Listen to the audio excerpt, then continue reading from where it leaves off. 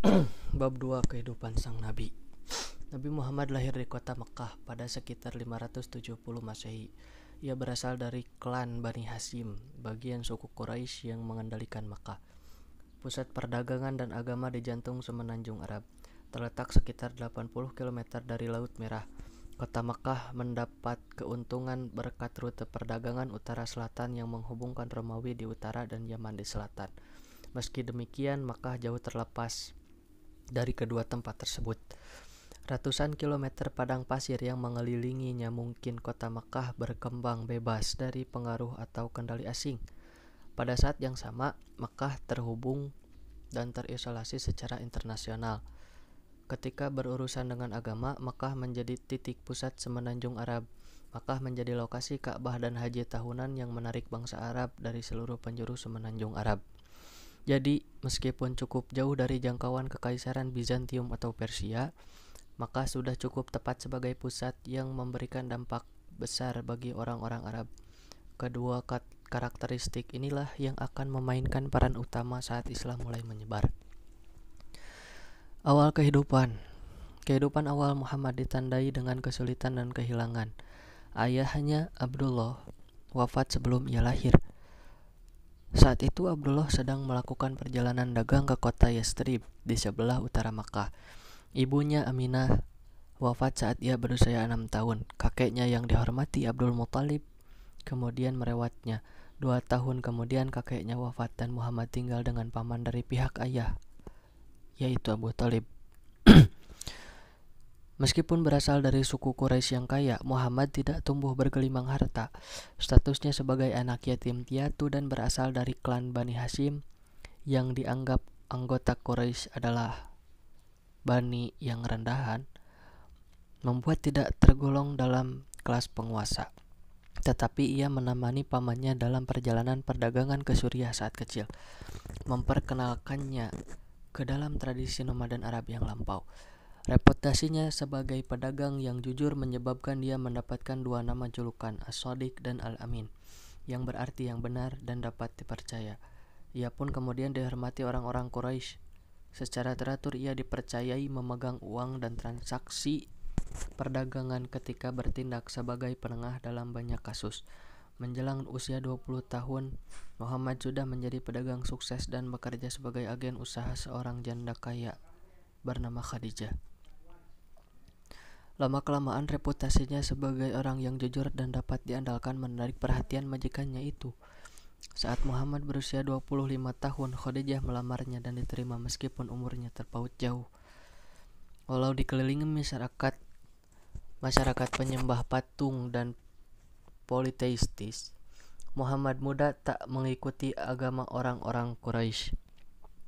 Pesan monoteisme Ibrahim dan Ismail hanya samar-samar diingat kebanyakan orang Arab, tetapi masih dipertahankan beberapa orang yang dikenal sebagai Hunafa, yang berarti penganut monoteis. Orang-orang ini menolak menerima ratusan tuhan-tuhan kayu dan batu. Muhammad salah satunya. Alih-alih terlibat dalam penyembahan patung yang begitu merajalela di masyarakat, Muhammad memilih menyepi. Ia membiasakan diri menyepi di sebuah gua di atas gunung yang berjarak sekitar 5 km dari pusat kota Makkah. Di sana ia duduk dalam keheningan dan merenungkan masyarakat serta agama yang berkembang di Makkah. Wahyu pertama. Menurut tradisi Islam, pada 610 Masehi, saat berdiam di gua yang telah didatanginya berkali-kali, Muhammad mengalami sesuatu yang baru. Malaikat tiba-tiba muncul di depannya dan memerintahkan, "Bacalah." Ia menjawab bahwa ia tidak bisa membaca. Seperti kebanyakan orang di Makkah, Muhammad pun buta huruf. Sekali lagi, malaikat memerintahkannya untuk membaca. Muhammad menjawab bahwa ia tidak bisa. Untuk kali ketiga, malaikat memerintahkan agar ia membaca, dan untuk kali ketiga, Muhammad menjawab bahwa ia tidak bisa. Kemudian, malaikat membacakan kepadanya ayat-ayat Quran yang pertama diturunkan.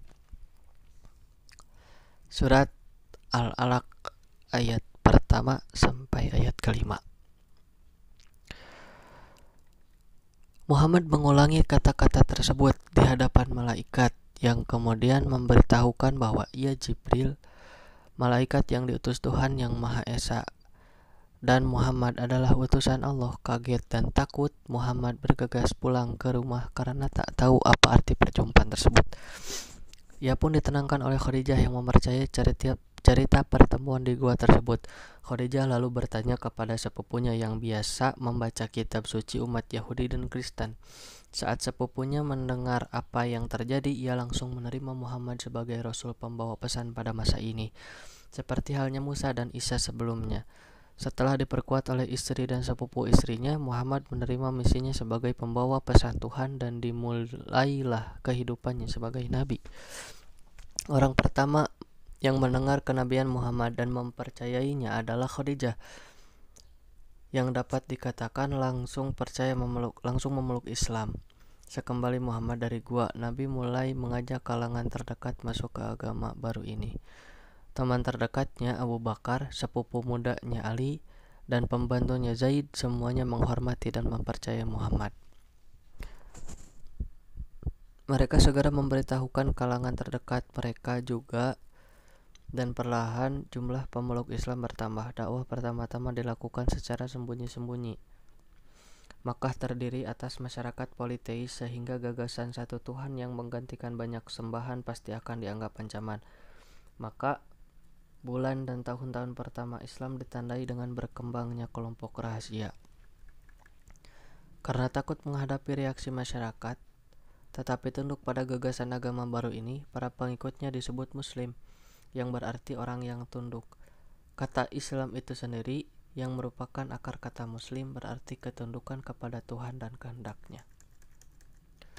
Pada saat yang sama, gagasan inti Islam mulai menemukan bentuk melalui turunnya ayat yang kemudian disebarkan kepada masyarakat. Monoteisme yang tegas, jauh berbeda dari agama yang ada di Mekah, menjadi tema inti. Menurut Nabi Muhammad, hanya ada satu Tuhan. Berhala yang disembah oleh penduduk Mekah tidak lebih dari sekadar patung batu dan kayu tak berguna, serta tak mampu memberikan manfaat kepada siapapun. Ayat-ayat yang turun juga memperingatkan adanya hari pembalasan, ketika setiap jiwa akan dihadapkan kepada Tuhan untuk dihitung amalnya. Orang-orang yang percaya kepada Tuhan dan melakukan amal baik akan masuk surga abadi sebagai balasannya, dan orang yang ingkar akan dimasukkan ke neraka dan disiksa selama-lamanya. Akan tetapi, Islam bukanlah agama yang hanya memikirkan teologi dan kehidupan setelah mati. Ayat-ayat yang turun awal juga mencela penyakit sosial yang merebak di Makkah. Dengan meningkatnya kemakmuran dari jalur perdagangan, terbentuklah perbedaan kelas sosial. Orang kaya akan memanfaatkan uangnya untuk mendanai lebih banyak kafilah sehingga menghasilkan lebih banyak uang. Sementara itu, orang miskin akan terus terpinggirkan, terlebih lagi jika ia bukan anggota suatu klan yang kuat. Quran menyatakan ketidakpedulian kepada orang miskin akan merusak kemantapan tatanan sosial yang adil dan akan mengakibatkan hukuman di akhirat nanti. Butuh waktu bertahun-tahun sampai aturan yang berhubungan dengan masyarakat dapat diterapkan. Tetapi semenjak awal sudah jelas bahwa Muhammad datang tak hanya untuk mengubah kepercayaan religius, tetapi juga masyarakat itu sendiri. Ayat-ayat yang turun awal mengulang tema-tema ini beberapa kali.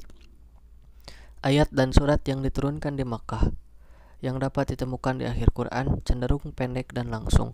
Cara ini bekerja dengan baik bagi komunitas Muslim yang baru lahir, yang belum dikenal oleh masyarakat kota Makkah. Saat berkumpul dengan sesama, orang Muslim akan mendiskusikan wahyu terakhir di kalangan mereka dan saling mengajarkan. Saat berkumpul dengan non-Muslim, mereka harus menyembunyikan perpindahan agama dan keyakinannya. Lagi pula, seluruh gagasan baru ini akan mengancam tatanan sosial yang sudah mapan di Makkah.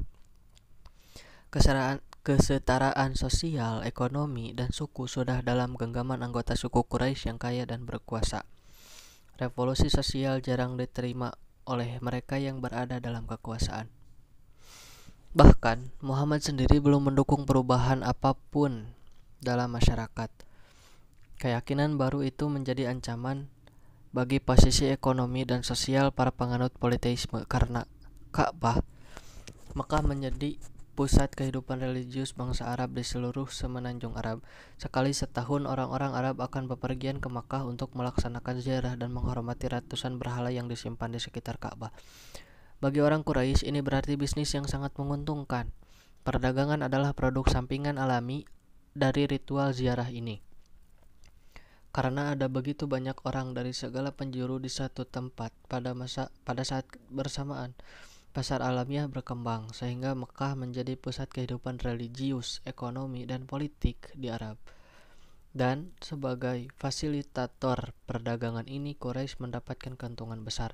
Akan tetapi, pesan yang dibawa Nabi Muhammad menolak pentingnya berhala dan menekankan keesaan Tuhan. Tanpa berhala takkan ada ziarah, tanpa ziarah takkan ada bisnis. Ini bukan skenario yang menyenangkan bagi Quraisy, dan pengikut awal Nabi Muhammad juga mengetahuinya. Karena alasan ini, tak mungkin mengungkapkan agama baru ini di kalangan para pemimpin suku. Komunitas muslim masih kecil dan lemah sehingga belum berani menghadapi konflik ideologi terbuka dengan para penguasa, terutama mempertimbangkan kenyataan bahwa sebagian besar penganut awal adalah orang-orang yang dianggap berada di kelas sosial terbawah. Budak, pembantu, dan orang miskin menjadi bagian terbesar komunitas muslim awal, tertarik pada ajaran kesamaan manusia di hadapan Tuhan dan sifat egaliter agama baru ini. Kekayaan dan status sosial tidak menentukan nilai seseorang.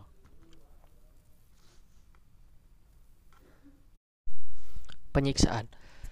Akhirnya, komunitas muslim menjadi terlalu besar untuk diabaikan oleh orang Quraisy. Awalnya muslim bisa sholat di tempat tersembunyi di luar kota, tetapi saat kelompok peribadatan semakin besar, peluang untuk ketahuan pun semakin tinggi. Inilah yang terjadi saat sekelompok penyembah berhala melihat sekelompok muslim yang sedang sholat. Mereka langsung bereaksi dengan mencemooh muslim dan cara beribadahnya. Awalnya Quraisy tenang-tenang saja, menganggap komunitas kecil itu sebagai ketaklaziman yang bisa diejek. Sampai mereka menyadari daya tarik gagasan baru ini. Monoteisme, keadilan sosial, kesetaraan, dan ketundukan kepada perintah Tuhan, semuanya adalah teori yang mengancam Quraisy. Di mata banyak pemimpin Quraisy, solusi untuk menyelamatkan diri dari gerakan religius dan sosial baru ini yaitu dengan menyingkirkan sumbernya, Muhammad. Akan tetapi, masyarakat Arab masih memegang struktur dan aturan. Walaupun anak yatim, Muhammad masih berada di bawah perlindungan pamannya Abu Thalib. Ia pemimpin Bani Hashim, salah satu klan Quraisy. Abu Thalib sendiri menolak menerima Islam, tetapi harga diri dan rasa hormat pada aturan sosial Arab membuat ia melindungi keponakannya. Lebih jauh lagi, budaya Arab tua menyatakan jika Nabi Muhammad terbunuh, anggota klannya diizinkan membalas dendam sehingga dapat terjadi perang saudara di jalanan Makkah. Jadi, Nabi Muhammad sendiri tidak bisa disakiti, tetapi perlindungan tersebut tidak berlaku bagi para pengikutnya. Banyak di antaranya yang tidak dilindungi oleh klan atau keluarga manapun. Suku Quraisy memutuskan untuk mengancam dan menganiaya mereka, dengan harapan bisa memadamkan semangat yang lain untuk bergabung dengan agama baru tersebut. Maka umat muslim kerap dilecehkan dan dicabut haknya di Mekah. Meski mendapat perlindungan, Nabi Muhammad tak mampu menghentikan penindasan terhadap para pengikutnya. Quraisy juga mengambil langkah untuk mencegah penyebaran agama baru ini ke luar Mekah. Sekelompok pengungsi muslim yang melarikan diri ke Abyssinia mendapat janji perlindungan dari Raja Kristen, Negus. Kemudian Quraisy mengirim utusan untuk mengejar mereka, berharap bisa meyakinkan sang raja agar mencabut perlindungannya dan mengirimkan kembali pengungsi muslim ke Makkah untuk dianiaya. Saat Negus mendengarkan Ja'far, sepupu Nabi, membacakan ayat-ayat Quran mengenai keyakinan Islam tentang Isa dan Maryam, ia menolak mengabaikan sesama penganut monoteisme itu. Utusan Quraisy pun harus kembali ke Makkah tanpa bisa membawa pengungsi muslim. Akan tetapi, seandainya umat muslim tak bisa melarikan diri ke tempat yang jauh, Islam masih bisa menyebar di luar Makkah. Keluar Makkah. Ribuan orang Arab mengunjungi Makkah tiap tahun. Jika para pengunjung itu mendengar dakwah Nabi Muhammad dan melihat kegagalan Quraisy menghentikan gagasan baru ini, status Quraisy sebagai salah satu suku terkemuka di Arab akan merosot. Alternatifnya, para pengunjung akan mempercayai Nabi Muhammad, menerima agamanya dan membawanya pulang ke kampung halaman, menyebarkan Islam di luar Mekah dan membuatnya semakin susah dibendung. Semua ini membuat Quraisy mengambil tindakan-tindakan ekstrim. Pada 617 Masehi, sekitar 7 tahun setelah wahyu pertama, Quraisy memutuskan untuk menerapkan boikot total terhadap Bani Hashim, klan Nabi Muhammad yang banyak memeluk agama Islam. Tak seorang pun mengadakan transaksi bisnis dengan mereka ataupun menikahi salah satu anggota klan. Mereka bahkan dipaksa mengasingkan diri di lembah Tandus tepat di luar Mekah. Tekanan ini berdampak parah bagi komunitas muslim. Penyiksaan menimbulkan kelaparan, isolasi sosial, dan kesulitan ekonomi bagi orang-orang muslim. Bahkan bagi non-muslim yang kebetulan menjadi bagian dari Bani Hashim, beberapa muslim yang tak berasal dari Bani Hashim seperti Abu Bakar, Umar, dan Utsman mengusahakan segala cara untuk mengirimkan bahan makanan kepada Bani Hashim dengan menghindari peraturan boikot walau secara pribadi mengalami kerugian besar. Boikot ini melelahkan seluruh komunitas muslim, baik yang berasal dari Bani Hashim maupun klan lain. Pada akhirnya boikot ini tak efektif untuk memaksa Nabi Muhammad menghentikan dakwah dan berakhir tepat setelah setahun diberlakukan. Kendati ada upaya pencegahan oleh Quraisy, semakin banyak orang memeluk Islam. Boikot tersebut juga membuktikan kekuatan ikatan komunitas muda ini. Anggota komunitas yang tidak termasuk klan Bani Hashim masih bersedia mengorbankan kekayaan dan keselamatan untuk membantu saudara-saudaranya yang sedang dianiaya. Di sini, salah satu konsep inti Islam tampak dengan jelas. Akan tetapi, boikot itu tetap menimbulkan dampak yang nyata. Bertahun-tahun tak mendapatkan makanan dan perlindungan, diiringi kekerasan fisik, telah mengakibatkan jatuhnya korban di kubu kelompok muslim. Penganiayaan ini mungkin turut memengaruhi wafatnya istri Nabi, Khadijah, pada 619 Masehi. Dialah pengikut muslim pertama yang telah mendampingi Nabi melalui kesengsaraan di tangan Quraisy. Dukungan emosional yang diberikan Khadijah pada tahun-tahun awal tak terkira bagi Nabi, yang mendorongnya untuk melanjutkan dakwah di tengah penganiayaan. Ini salah satu kehilangan terbesar bagi Nabi. Tetapi ini bukan satu-satunya kehilangan yang harus dihadapi. Tak lama setelah itu, paman yang telah melindunginya, Abu Thalib, sakit dan wafat. Walaupun tak mau masuk Islam, Abu Thalib mengalami penganiayaan seperti halnya anggota Bani Hashim yang lain dan tak pernah melepaskan perlindungannya terhadap keponakannya ini. Selain menjadi kehilangan besar bagi Nabi Muhammad, wafatnya Abu Thalib berimplikasi besar bagi komunitas muslim. Tanpa pemimpin yang kuat, hanya sedikit orang yang mampu melindungi Nabi Muhammad dan anggota komunitas muslim lainnya dari para pemimpin Quraisy. Mereka semakin berani menyerang muslim baik dengan kata-kata maupun fisik. Meskipun mencintai kota Makkah, Nabi Muhammad memutuskan mencari kota lain yang masyarakatnya mau menerima dan memberikan kebebasan untuk mendakwahkan agamanya dibanding Quraisy. Pilihan jatuh pada Taif, kota yang dipimpin suku Thaqif dan berjarak 65 km ke arah tenggara kota Makkah. Nabi pun pergi ke Taif dan kemudian bertemu dengan 3 bersaudara yang memimpin suku tersebut. Dengan tegas mereka menolak permintaan Nabi Muhammad untuk masuk Islam dan menolak memberikan perlindungan dalam bentuk apapun. Yang lebih menyedihkan, saat berjalan keluar dari kota dan kembali ke Makkah, sekelompok orang Taif berkumpul untuk menghina dan melemparinya dengan batu. Nabi berdarah saat akhirnya bisa meninggalkan kota itu.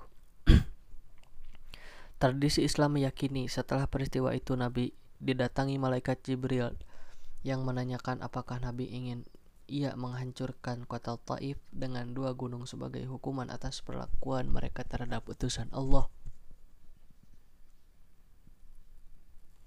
Nabi menolak dengan mendoakan semoga salah satu keturunan mereka satu hari menjadi penganut Islam. Kejadian ini akan berperan besar dalam hubungan spiritual antara Muslim India dan Nabi pada abad berikutnya.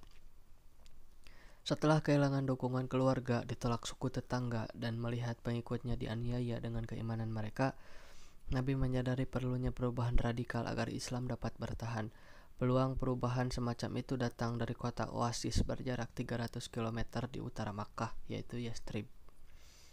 Dua suku utama Yastrib, Aus dan Khazraj, terlibat dalam perebutan kekuasaan yang mematikan pada 610-an Masehi. Yang membuat masalah jauh lebih menjengkelkan, suku Yahudi juga tinggal di Yastrib dan mengalami kesulitan hidup bersama dengan suku Arab lokal. Reputasi Nabi sebagai orang yang dapat dipercayai dan dapat diandalkan telah terkenal di Yastrib. Dan pada 620, beberapa orang terhormat dari Yastrib pergi ke Mekah untuk menawarkan emigrasi ke Yastrib guna menjadi pemimpin dan penengah dalam perselisihan mereka. Nabi Muhammad menerima tawaran tersebut dan mendorong pengikutnya di Mekah untuk melakukan perjalanan bersama ke Yastrib, tempat tak ada penindasan Quraisy. Nabi sendiri menjadi salah satu orang terakhir yang meninggalkan Mekah pada 622 saat melakukan perjalanan bersama dengan teman dekatnya Abu Bakar. Mereka berhasil menghindari rencana Quraisy untuk membunuhnya sebelum meninggalkan Mekah. Di Yastrib yang kemudian bernama Al-Madinah Al-Munawwarah, kota yang bersinar, secara resmi dikenal sebagai Madinah. Nabi Muhammad akan mendapatkan keamanan dan kebebasan menyebarkan Islam jauh dari penindasan Quraisy. Madinah, kepindahan Nabi dari Mekah disebut hijrah yang berarti emigrasi. Ini menjadi titik balik sejarah Islam awal dan sekarang digunakan sebagai permulaan kalender Islam. Komunitas Muslim tak lagi menjadi kelompok terpinggirkan dan Nabi Muhammad juga tak terasingkan secara sosial. Komunitas Muslim akan mengubah Madinah menjadi negara Muslim pertama. Serangkaian teladan dari Nabi selama 10 tahun di Madinah akan menginspirasi ratusan tahun kehidupan politik, tatanan sosial, dan ekonomi Muslim. Akan tetapi, kehidupan di Madinah tetap menantang. Yang paling utama, soal perpaduan baru antara emigran dari Makkah disebut muhajirun dan penduduk asli Madinah kaum Ansor. Kaum muhajir bukanlah unit kohesif tunggal. Tak ada satu klan di Mekah yang semua anggotanya masuk Islam, maka komunitas emigran terdiri atas kelompok yang beragam, tanpa perlindungan dari klan atau suku. Sebaliknya, kaum Ansar berasal dari suku Aus atau Khazraj yang terlibat peperangan di oasis tersebut. Lebih jauh, banyak orang yang tak tergolong kelompok apapun, imigran dari Afrika, Persia, dan kerajaan Bizantium. Salah satu pertanyaan besar bagi kebanyakan Muslim adalah kemana loyalitas harus ditumpukan. Untuk itu Nabi Muhammad menjelaskan bahwa gagasan tua pra-Islam soal kesetiaan sudah usang. Sebagai gantinya diajukan arti penting kesetiaan kepada umat. Negara Muslim dalam pandangan Nabi Muhammad tidak peduli apakah seorang Muslim berasal dari Quraisy, Aus, Khazraj, atau bahkan suku Yahudi. Begitu memeluk Islam, mereka menjadi bagian komunitas persaudaraan baru yang berdasarkan keyakinan bersama, bukan keturunan. Tata politik dan sosial baru Nabi Muhammad di Madinah dikodifikasi dalam naskah yang disebut Piagam Madinah. Piagam ini merinci bahwa di bawah otoritas Nabi Muhammad, Madinah akan menjadi negara berdasar hukum Islam. Umat akan menjadi satu unit politik. Lebih jauh, Nabi Muhammad berperan sebagai penengah utama. Hukum Arab kuno yang menghargai pembalasan atas ketidakadilan dihilangkan untuk mendukung sistem hukum terstruktur berdasar hukum Islam.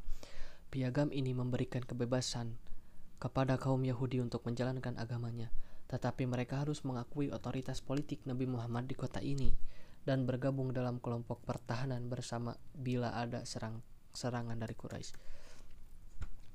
Entitas politik baru Nabi Muhammad di Madinah akan menjadi model negara Islam selama berabad-abad dalam pemerintahan Muslim, terutama yang berhubungan dengan perlakuan terhadap minoritas non-Muslim. Bentuk wahyu yang turun pun berubah untuk menyesuaikan dengan keadaan komunitas Muslim. Ayat-ayat dan surat yang diwahyukan kepada Nabi Muhammad di Madinah cenderung lebih panjang dibandingkan dengan di Makkah. Wahyu tersebut memerinci berbagai hal seperti bentuk peribadatan, perpajakan, warisan, serta hubungan antara Muslim dan non-Muslim. Quran memberikan perpaduan umum tentang bagaimana umat Muslim harus bersikap, dan bila perlu Nabi Muhammad menjelaskan secara terperinci serta tepat. Kata-kata dan tindakan Nabi dikenal sebagai hadis. menjadi sumber penting petunjuk hukum setelah wahyu Tuhan. Tetapi Quran tidak hanya menyoroti aspek hukum dan tatanan sosial. Banyak ayat Madinah menerangkan kisah-kisah nabi terdahulu. Cerita tentang Nuh, Ibrahim, Musa, Daud, dan Isa semuanya diterangkan secara detail kepada pengikut nabi, yang sungguh-sungguh menjelaskan bahwa Nabi Muhammad hanyalah nabi terakhir dari serangkaian panjang nabi sebelumnya, dan pesan yang dibawanya tak berbeda dari yang lain.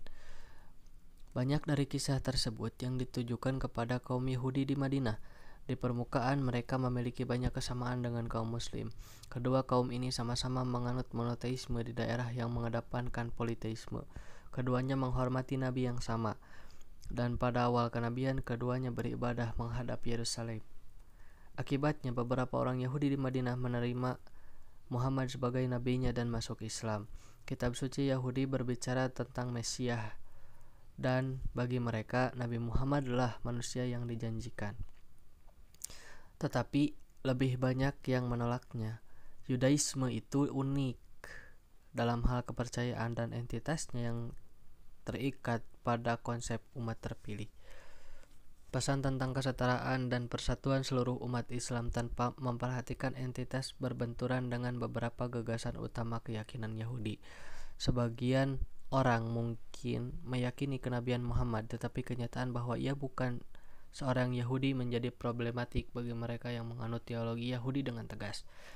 Perpecahan antara kaum Yahudi yang meyakini dirinya bangsa terpilih oleh Tuhan dan kaum Muslim yang mendukung persatuan umat manusia akan menimbulkan ketegangan serius di dua kelompok ini.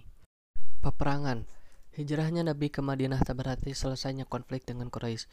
Kaum Muhajirin masih merasakan kepedihan atas perlakuan saudara sesukunya, dan kaum Ansor berani menghukum siapapun yang menindas saudara baru mereka dalam Islam. Tetapi kaum muslimin belum mendapat izin dari Nabi untuk memerangi Quraisy. Tentu saja peperangan merupakan kegiatan yang serius, terutama di semenanjung Arab, tempat peraturan rumit mengenai kehormatan dan pembalasan telah berlaku selama berabad-abad. Lebih jauh, Quran sendiri meneguhkan tentang kesakralan hidup dan betapa mengerikannya mencabut kehidupan secara tak adil. Maka kaum muslim ragu-ragu melakukan tindakan militer melawan Makkah meskipun bertahun-tahun mengalami penindasan di sana. Akan tetapi keadaan itu segera berubah pada masa Nabi Muhammad di Madinah. Ia mengabarkan kepada para pengikutnya wahyu yang baru turun dari Tuhan yang menyatakan diizinkan berperang bagi orang-orang yang diperangi karena sesungguhnya mereka dizalimi.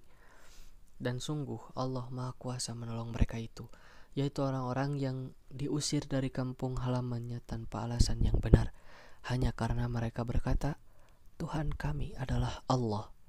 Al-Hajj ayat 39 sampai ayat 40. Wahyu baru ini menegaskan kepada pengikut Nabi Muhammad bahwa perang telah diizinkan, bahkan wajib, saat muslim sedang ditindas. Ayat-ayat itu juga menandai aspek penting tentang peran Islam di dunia. Agama ini bukan sekadar seperangkat keyakinan tentang yang gaib, melainkan juga panduan hidup lengkap yang membahas semuanya, dan ritual ibadah, hubungan luar negeri, sampai teologi.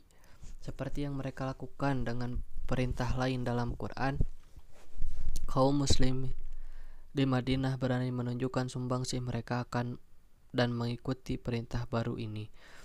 Kesempatan terbuka pada 624 Masehi saat kaum muslim mengerahkan pasukan kecil sekitar 300 orang untuk mencegat kafilah Quraisy yang sedang melintasi Madinah. Pasukan muslim tak mampu mencapai rombongan kafilah, tetapi malah bertemu dengan kekuatan Quraisy yang jauh lebih besar yang dikirim untuk melindungi kafilah tersebut.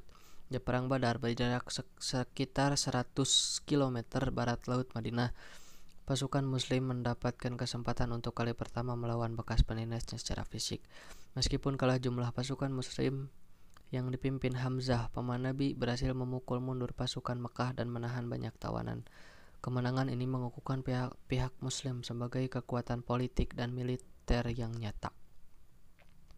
Pada saat yang sama, kemenangan ini menurunkan wibawa Quraisy di mata bangsa Arab lainnya. Orang-orang Quraisy tentu tak mau membiarkan kekalahan memalukan ini tak terbalaskan. Tahun berikutnya pasukan Makkah dalam jumlah yang jauh lebih besar dikumpulkan. Tujuannya mengganggu Madinah sehingga dapat menurunkan pamor Nabi Muhammad dan memicu pertanyaan tentang kemampuannya dalam melindungi pengikutnya. Pasukan tersebut berkemah beberapa kilometer di utara kota Madinah, di bawah bayang-bayang gunung Uhud yang mengesankan. Di sana mereka merusak lahan pertanian di desa-desa sekitar Madinah. Sebagai bagian dari piagam Madinah, Nabi Muhammad telah bersumpah untuk melindungi kota dan seisinya sehingga terpaksa mengorganisasikan pasukan untuk keluar dan menghadapi tentara Makkah. Akan tetapi ada sekelompok orang di dalam kota yang menantang rencana ini. Mereka percaya bahwa cara terbaik adalah meninggalkan lahan pertanian untuk menjaga diri dan tetap mempertahankan pasukan di dalam kota. Mereka didukung oleh dua suku Yahudi di kota Madinah yang menolak pergi ke Uhud untuk memerangi kekuatan yang lebih besar. Akhirnya Nabi Muhammad bergerak menuju Uhud dengan jumlah pasukan yang lebih kecil daripada perkiraannya. Hasil perang ini menjadi malapetaka bagi pasukan Muslim. Pasukan Makkah yang dipimpin Khalid bin Walid yang cerdas berhasil memukul mundur pasukan Muslim dari medan pertempuran dan naik ke lereng Uhud. Hamzah, pahlawan Badar, gugur dalam pertempuran dan tubuhnya dimutilasi oleh orang-orang Quraisy. Nabi Muhammad sendiri bersama sekelompok kecil tentara Muslim sempat dikepung pasukan Mekah dan terluka dalam pertempuran terbuka yang terjadi. Pasukan Quraisy yang telah mengalahkan pasukan Muslim dan merasa yakin sudah berhasil merusak reputasi Nabi Muhammad mundur dan kembali ke Makkah. Perang Uhud tak berhasil meruntuhkan Islam atau otoritas Nabi di Madinah seperti yang diharapkan kelompok Quraisy, walaupun mampu menaburkan benih ketegangan antara pihak Muslim dan Yahudi di Madinah, yang kebanyakan menolak mematuhi piagam Madinah dan tak mau ikut bertempur. Tampak jelas bahwa baik Muslim maupun Quraisy tak akan mampu saling mengalahkan dengan meyakinkan di medan pertempuran. Kedua belah pihak terpaksa berusaha mencari dukungan dari berbagai suku Arab di wilayah itu.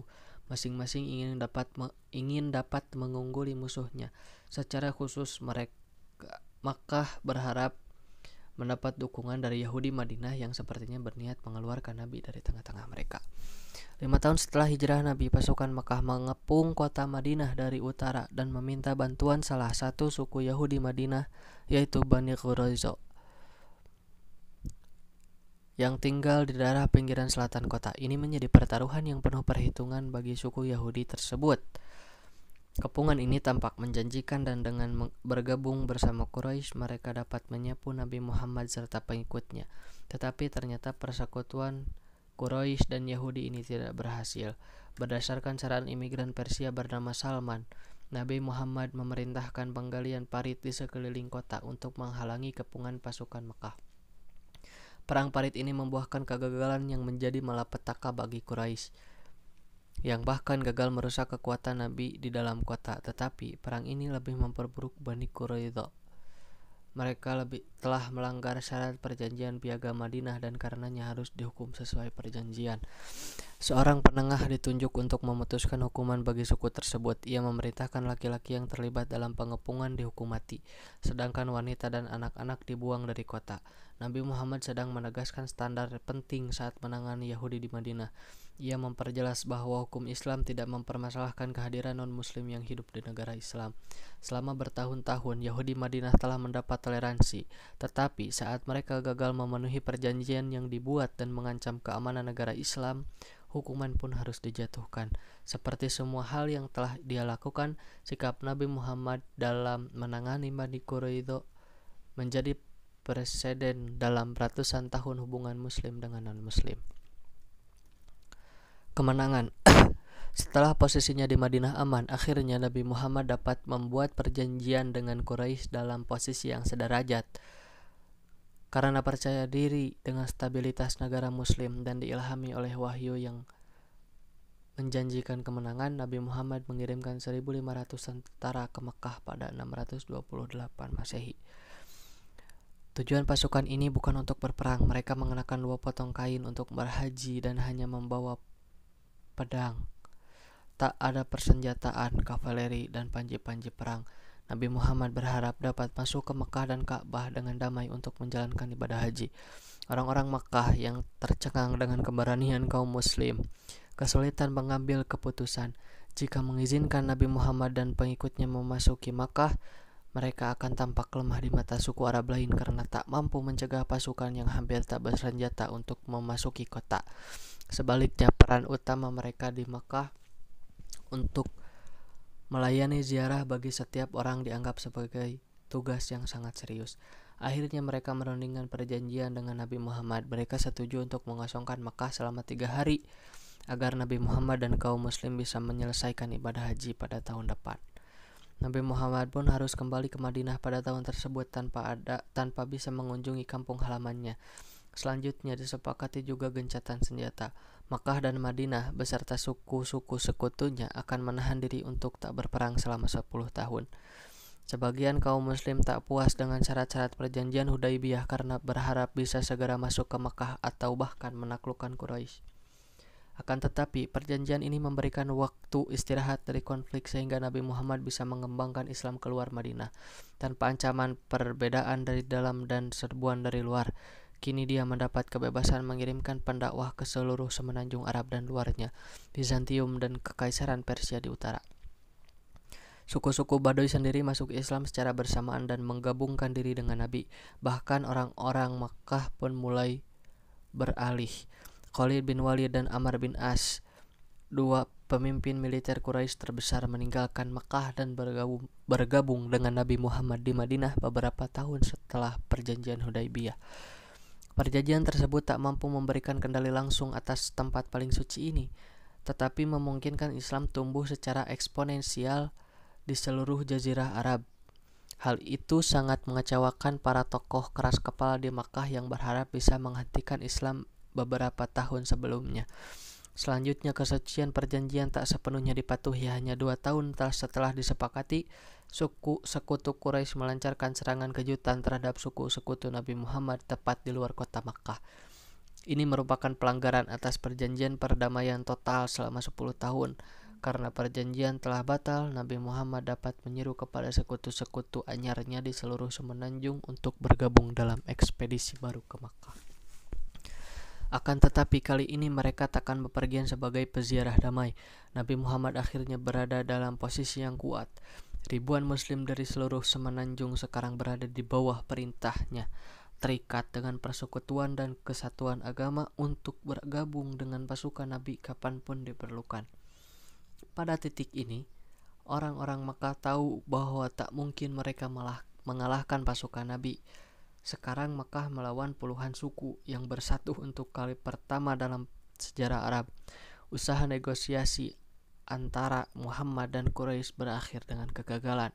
Maka pada 630 Masehi, pasukan yang berjumlah lebih dari 10.000 umat muslim yang datang dari seluruh penjuru Arab berbaris menuju kota suci Makkah. Sebagian besar penduduk Makkah menyadari bahwa perlawanan akan sia-sia dengan pengecualian sejumlah pertempuran kecil-kecilan. Pasukan Nabi Muhammad memasuki Makkah tanpa pertumpahan darah. Kemenangan atas tempat kelahiran ini dipandang pengikutnya sebagai kemenangan akhir Islam atas politeisme, kebenaran di atas kesalahan. Ratusan berhala yang mengelilingi Ka'bah dihancurkan, menjadikan tempat suci ini sebagai tempat menyembah satu Tuhan. Bagi banyak orang Makkah, termasuk pemimpin Quraisy Abu Sufyan, penaklukan yang sempurna ini tanda bahwa berhala mereka tak lebih dari patung kayu dan batu kasar. Mereka menyerah kepada Nabi Muhammad. Orang yang telah mereka tindas dikejar-kejar di luar kota dan diperangi. Sebaliknya, Nabi Muhammad membuktikan diri sebagai penakluk yang lemah lembut. Hampir semua orang Makkah dibebaskan tanpa dilukai. Sikap luar biasa bagi orang yang akrab dengan perang suku brutal tiada ampun. Sekali lagi, Nabi Muhammad memberikan contoh bahwa kenabiannya ditandai dengan era baru serta aturan dan kebiasaan baru. Periode pra-Islam jahiliyah berarti kebodohan harus ditinggalkan selama-lamanya. Kembalinya Nabi Muhammad ke Makkah sangatlah luar biasa mengingat keadaan hidupnya pada tahun-tahun sebelumnya. Hanya 8 tahun setelah membebaskan diri dari penindasnya pada tengah malam, Nabi Muhammad kembali ke kampung halaman sebagai pemimpin pemenang bersama ribuan pasukan. Di Makkah ia hidup sebagai pedagang terpercaya, menjadi pemberontak yang tak disukai dalam melawan politeisme, musuh yang jauh, penakluk penuh kebajikan di tanah asalnya sendiri.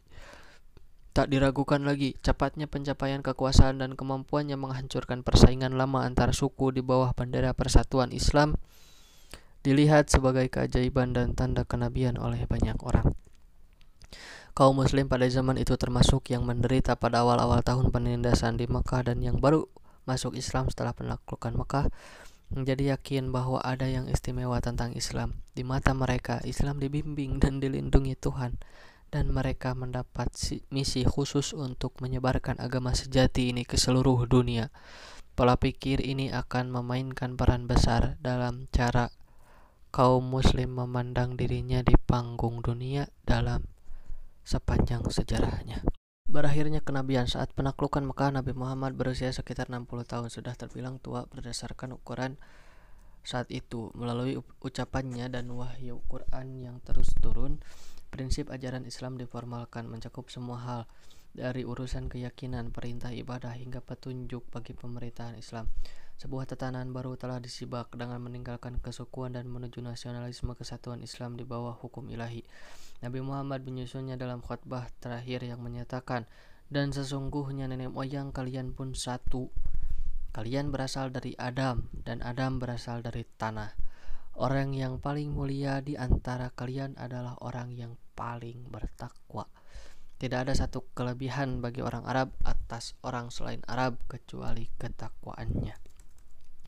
Pesan keagamaan dan sosial berjalin kelindan dengan pesan politis, menyatukan kerajaan muslim yang menjangkau seluruh semenanjung Arab. Untuk kali pertama dalam sejarah, seluruh bangsa Arab bersatu. Mereka bahkan mampu menyerang suku-suku yang tinggal di selatan, berbatasan dengan Bizantium dan Persia. Ini menjadi pencapaian yang takkan diremehkan oleh kedua kekaisaran besar itu, yang segera menyoroti penyebaran Islam dengan serius.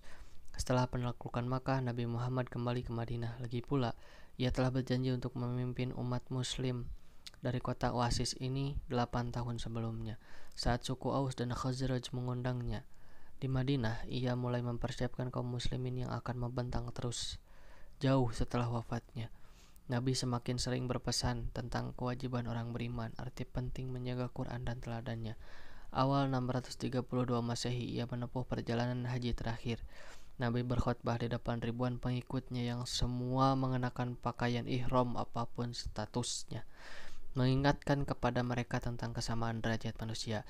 Ia memperingatkan agar menghindari penindasan, memperlakukan perempuan dengan hormat dan cinta, serta meninggalkan persaingan suku yang telah mengutuk kebudayaan Arab selama berabad-abad. Khutbah perpisahan meringkas kenabiannya. Inilah revolusi sempurna dalam segala hal. Di mata pengikutnya, tatanan baru muncul di ufuk fajar dunia, tatanan yang berdasarkan hukum ilahi dan diilhami oleh teladan Nabi Muhammad. Setelah perjalanan haji, Nabi Muhammad kembali ke Madinah, tempat diletakkannya dasar penyebaran Islam selanjutnya. Orang-orang terpelajar dikirim ke berbagai provinsi jauh seperti Yaman dan batas timur Arab untuk mengajarkan dasar-dasar Islam kepada mereka yang baru masuk Islam. Madinah dengan masyarakat yang paling dekat pertaliannya dengan Nabi akan berperan sebagai pusat pengetahuan Islam, bertugas mendidik seluruh dunia Islam. Bahkan setelah kepergian Nabi, perjalanan militer disiapkan ke utara melawan Bizantium. Etika perang Islam yang akan memandu pasukan Islam bertahun-tahun ditegaskan kembali. Menurut keyakinan Islam, Nabi Muhammad berperan sebagai utusan Tuhan, menyampaikan kata-kata Tuhan dalam Quran, dan bertindak sebagai teladan bagi kaum muslim. Setelah 23 tahun bertindak sebagai Nabi Allah, misinya pun selesai.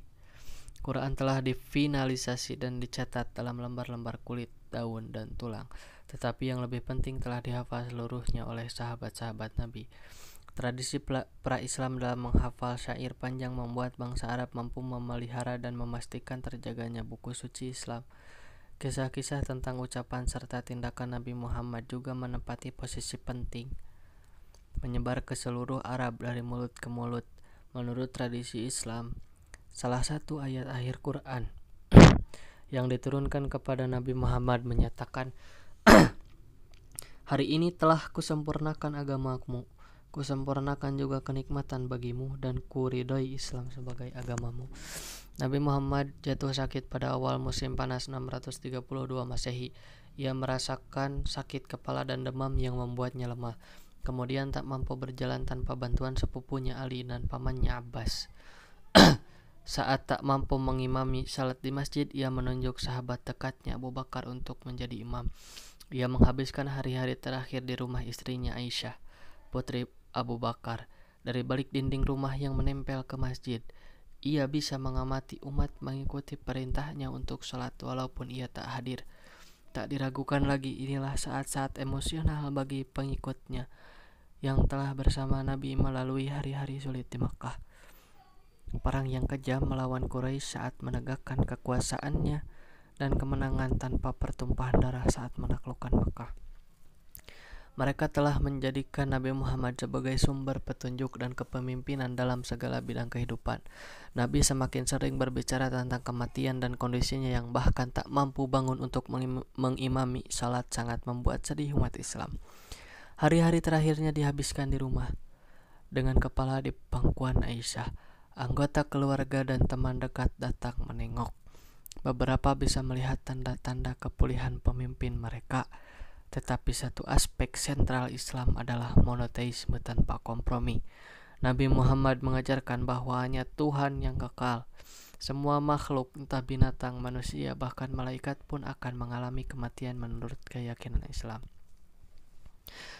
Maka saat mempersiapkan diri atas wafatnya Nabi, mereka menyadari Islam akan terus berlanjut sepeninggalnya.